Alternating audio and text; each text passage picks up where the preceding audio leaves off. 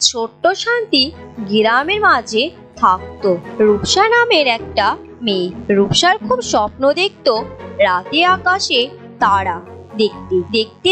সে ভাবতো তারাগুলোর ওপরে কি আছে।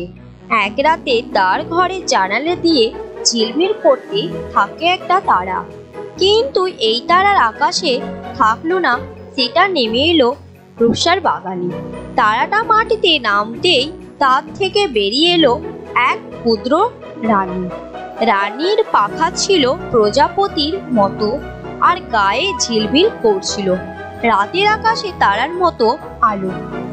আমি স্বপ্ননীল, রানীটি বলল। আমি তারা লোকের রানী। রূপসা অবাক হয়ে গেল। সে জিজ্ঞাসা করলো, তারা লোকে কেমন আছে? স্বপ্ননীল হাসলেন। আমাদের তারা লোক খুব সুন্দর। সেখানে আকাশ, গঙ্গা, নদী, মেঘের রথ আর বাতাসে ভাসছে তারার ঝাঁক। রূপসা স্বপ্ননীলকে তার গ্রাম দেখালো। তারা গেল ঢেকুর মাঠে। সেখানে সব ছেলেমেয়েরা খেলা করে। তারা দেখলো নদীর মাছ ধরছে। রূপসার বাবা রাতের আকাশে তারা ঝিলমিল করছে। স্বপ্ননীল মুগ্ধ হলেন। তোমাদের গ্রাম তো খুব সুন্দর।